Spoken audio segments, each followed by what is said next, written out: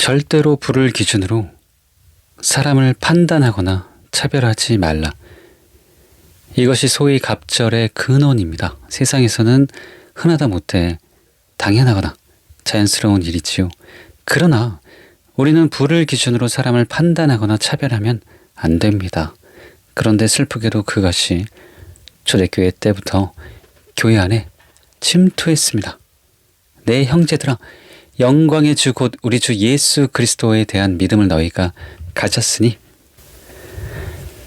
사람을 차별하여 대하지 말라. 만일 너희 회당에 금가락지를 끼고 아름다운 옷을 입은 사람이 들어오고 또 남루한 옷을 입은 가난한 사람이 들어올 때 너희가 아름다운 옷을 입은 자를 눈여겨보고 말하되 여기 좋은 자리에 앉으소서 하고 또 가난한 자에게 말하되 너는 거기 서 있던지 내 발등상 아래에 앉으라 하면 너희끼리 서로 차별하며 악한 생각으로 판단하는 자가 되는 것 아니냐. 내 사랑하는 형제들아, 들을지어다. 하나님이 세상에서 가난한 자를 택하사 믿음에 부유하게 하시고 또 자기를 사랑하는 자들에게 약속하신 나라를 상속으로 받게 하지 아니하셨느냐. 너희는 도리어 가난한 자를 업신여겼도다. 부자는 너희를 억압하며 법정으로 끌고 가지 아니하느냐. 그들은 너희에게 대하여 일컫는 바 그 아름다운 이름을 비방하지 아니하느냐. 너희가 만일 성경에 기록된 대로 내 이웃 사랑하길 내 몸과 같이 하라 하신 최고의 법을 지키면 잘하는 것이거니와 만일 너희가 사람을 차별하여 대하면 죄를 짓는 것이니 율법이 너희를 범법자로 정죄하리라. 최근 뉴스에 보면 보좌관들에게 갑질한 것 때문에 곤혹을 겪고 있는 여성 장관 후보자가 나오는데 슬프게도 제가 알기에는 기독교인이고 권사입니다. 또 저는 최근에 이와 비슷한 것을 제 가까이에 믿는 사람들에게 보고 얼마나 마음이 아팠는지 모릅니다. 이것은 잘못된 것이고 구절이 보여주듯이 하나님이 보실 때 정죄받을 만한 죄입니다. 만일 너희가 사람을 차별하여 대하면 죄를 짓는 것이니 율법이 너희를 범법자로 정죄하리라. 야고보서 2장 9절. 그러므로 두려워하는 마음으로 회개하고 반드시 이런 마음과 태도를 버려야 합니다. 데이비드 이 갈랜드는 재물은 하나님 앞에서 그 사람의 지위를 나타내는 척도가 아니다라고 말했습니다. 존 라일도 이렇게 말했습니다. 우리는 이 비유에서 세상에서 지냈던 여건이 하나님의 목전에서 그 사람의 상태를 결정짓는 시금석이 될 수 없다는 사실을 배운다. 사람의 가치를 그의 수입에 따라 평가하고 많은 돈을 가진 사람이 가장 존경을 받아야 한다고 생각하는 일반적인 개념에 물들지 말라. 이러한 생각은 성경에서 그 권위를 찾아볼 수 없다. 부유한 것이 하나님의 은혜의 증거는 아니다. 가난이 하나님의 진노의 표시가 되는 것이 아니다. 하나님이 위롭다 하시고 영화롭게 하신 사람들이 세상에서 부유하지 못한 경우가 많다. 우리가 사람들을 하나님의 표준으로 판단하려면 그들이 받은 은혜에 따라서 판단해야 할 것이다. 예수님은 이 일에 있어서도 우리의 본이십니다. 세례 요한은 좋은 옷을 입고 있지 않았습니다. 그는 광야에 살았고 거친 약대 털옷을 입고 메뚜기와 석청을 먹고 살았습니다. 그런데 예수님은 세례 요한을 이렇게 평가하셨습니다. 그들이 떠나매 예수께서 무리에게 요한에 대하여 말씀하시되 너희가 무엇을 보려고 광야에 나갔더냐? 바람에 흔들리는 갈대냐? 그러면 너희가 무엇을 보려고 나갔더냐? 부드러운 옷 입은 사람이냐? 부드러운 옷을 입은 사람들은 왕궁에 있다. 그러면 너희가 어찌하여 나갔더냐? 선지자를 보기 위함이냐? 옳다. 내가 너희에게 이르노니 선지자보다 더 나은 자니라. 기록된 바 보라, 내가 내 사자를 내 앞에 보내노니 그가 내 길을 내 앞에 준비하리라 하신 것이 이 사람에 대한 말씀이니라. 내가 진실로 너희에게 말하노니 여자가 낳은 자 중에 세례 요한보다 큰 이가 일어남이 없도다. 우리 모두 이런 예수님을 본받아야 합니다. 사람을 부가 아니라 신앙과 인격을 기준으로 판단해야 합니다. 또한 우리는 단지 타인이 아니라 자신에 대해서도 이것을 판단의 기준으로 삼아야 합니다. 그러면 부자라는 이유로 마음이 교만해지거나 가난한 자를 멸시하는 죄를 범할 수가 없게 될 것입니다. 둘째, 죽음은 끝이 아니기 때문에 자살은 고통을 끝내주지 못한다. 제가 왜 굳이 자살을 다루는지 아십니까? 우리나라의 자살률이 계속 높아지고 있습니다. 그러나 여러분 중 자살하는 사람은 없거나 극소수일 것입니다. 그렇더라도 자살하면 지옥이고 한 영혼이 천하보다 귀하기 때문입니다. 그래서 저는 지금은 물론이고 앞으로도 평생 여러분 중에 힘들고 고통스러워하고 자살하는 사람이 한 사람도 없기를 간절히 바라기 때문입니다. 많은 사람들이 죽으면 다 끝이라고 생각합니다. 그러나 이것은 사탄이 지어낸 새빨간 거짓말입니다. 성경은 죽으면 끝이 아니라 죽음 후에 하나님의 심판이 있다고 말합니다. 한 번 죽는 것은 사람에게 정하신 것이요 그 후에는 하나님의 심판이 있으리니. 그런데 왜 심판이 있을까요? 그것은 천국과 지옥이 있기 때문입니다. 그 증거가 바로 본문입니다. 본문에 보면 나사로도 죽고 부자도 죽었습니다. 그래서 그것으로 다 끝이 났나요? 그렇지 않습니다. 그것은 끝이 아니라 영원한 천국과 지옥의 시작이었습니다. 그런데 자살한 사람들은 지옥에 갑니다. 그러므로 죽으면 다 끝이고 고통도 끝난다는 새빨간 거짓말에 절대로 속지 마시기 바랍니다. 우리가 사는 이 세상은 천국이 아닙니다. 그래서 성경에 이렇게 기록되어 있습니다. 사람은 고생을 위하여 났으니 불꽃이 위로 날아가는 것 같으니. 욥기 5장 7절.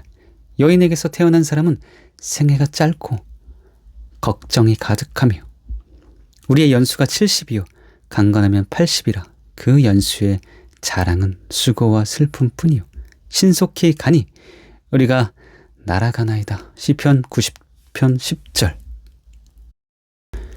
누구나 세상을 살다 보면 힘들고 고통스러운 일을 만날 때가 있습니다. 그때 사탄은 자살을 부추깁니다. 죽으면 그만이고 모든 고통이 끝난다.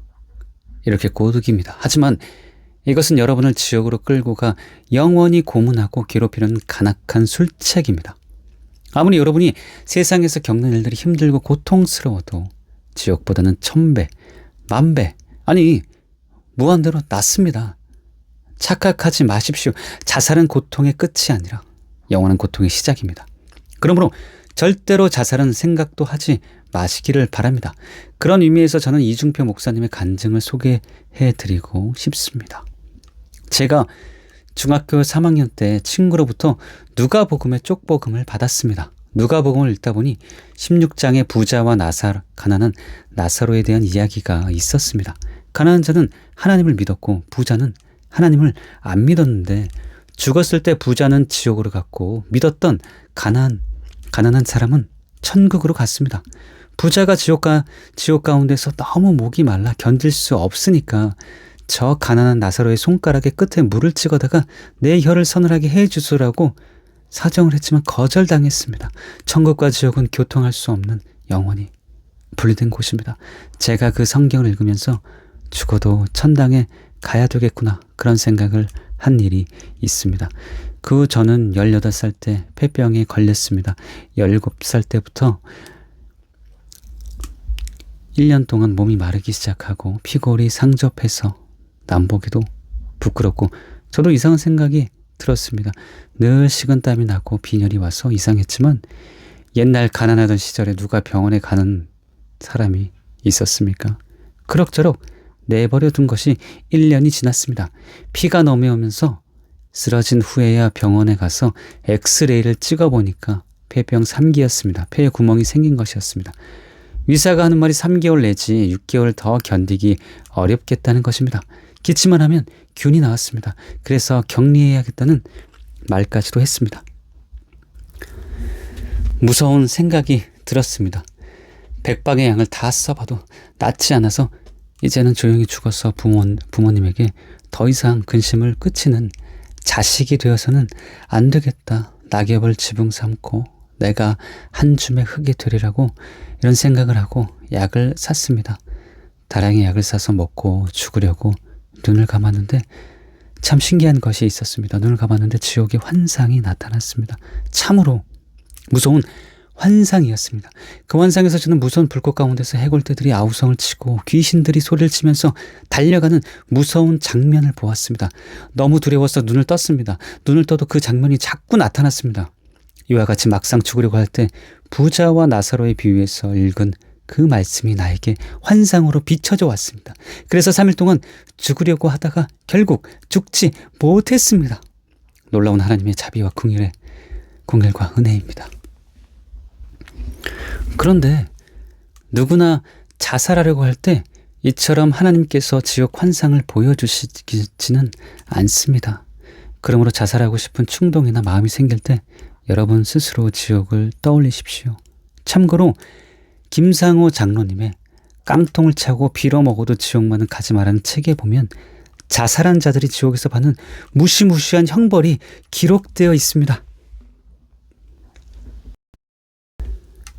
나는 천사의 손에 이끌려 또 다른 지옥을 방문하려고 걷고 있는데 이번에는 천사가 묻지도 않았는데 먼저 말을 꺼내는 것이다. 이번에는 어디 가는지 너는 아느냐? 아니 제가 어떻게 알겠습니까? 그래, 이번에는 세상에서 자살한 자들이 모여서 고통을 당하는 곳이란다. 그곳은 더 무서울 것 같네요. 그렇지. 하나님이 주신 자신의 생명들을 스스로 버린 사람들에게는 용서란 없단다. 그 말을 듣고 있던 나는 오금이 저려왔다. 자살이라면 동네 사람들 중에도 산에서 목을 맨 사람도 있고 다른 마을에서도 이런 소식은 번번이 접히고 있었기 때문이다. 사업 실패나 연애 실패, 신병 비관 등으로 목을 맨 사람들이 생각보다 많았기 때문이다.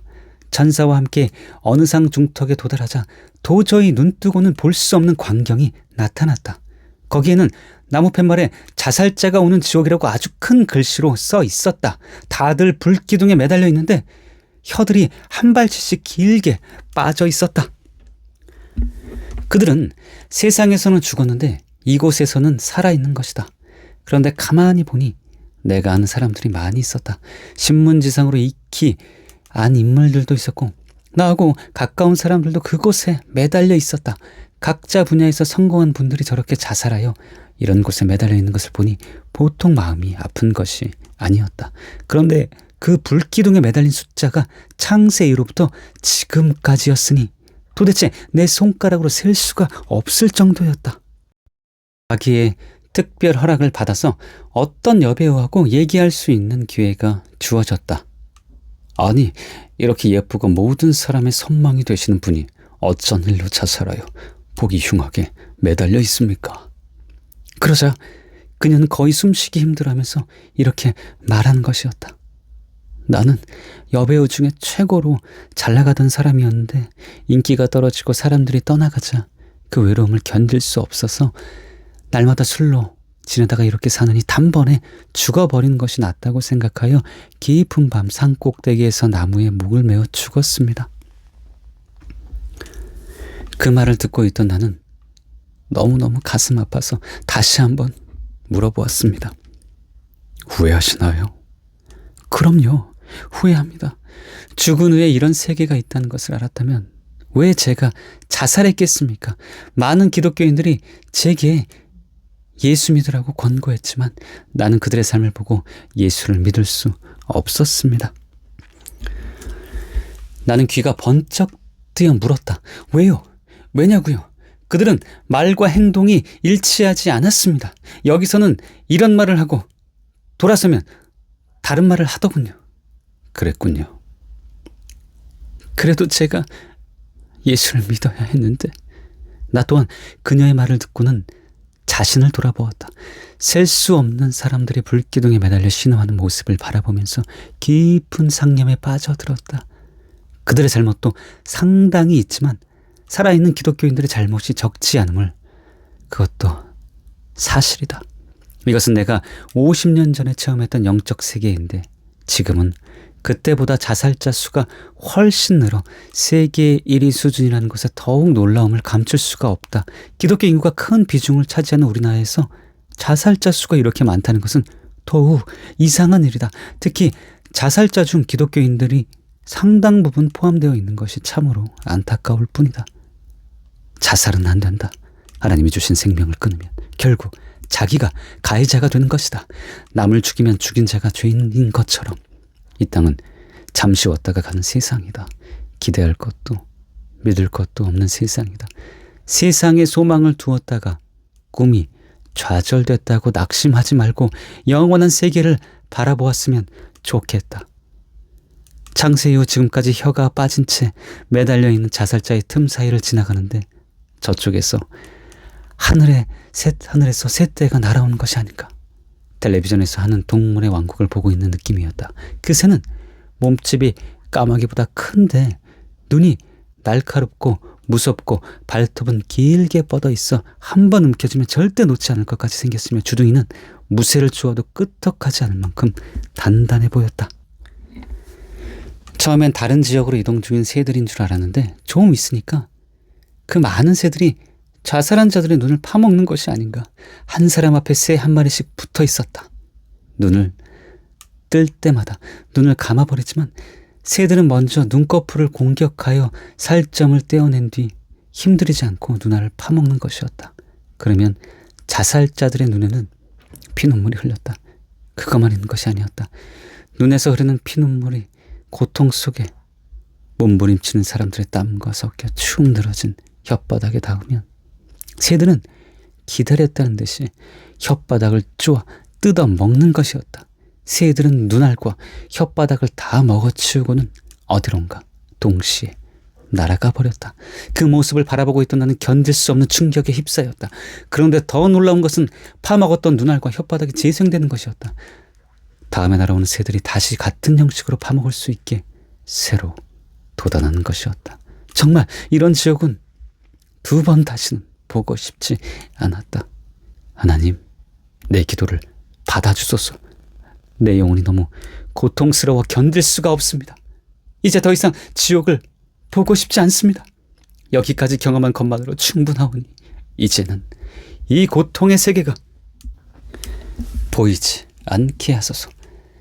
사랑하는 여러분, 살다가 너무 힘들어 자살 충동이 일어나면 이 간증을 떠올리십시오. 그리하여 어리석게 자살을 통해 다시는 빠져나올 수 없는 지옥에 스스로를 던져넣는 사람이 여러분 중에 단 한 사람도 없으시길 바랍니다.